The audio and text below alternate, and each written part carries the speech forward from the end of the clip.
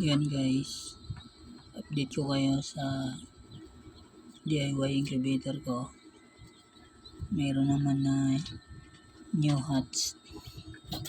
Yan, pitcha 3 na sinalang. Yan sila guys.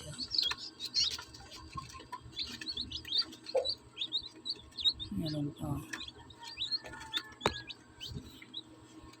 Pitcha 13 na itlog. Yan sila guys.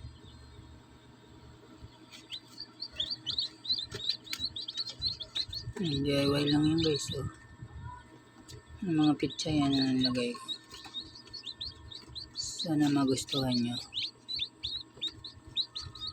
Salamat guys. Subscribe naman. Please and share. Thank you.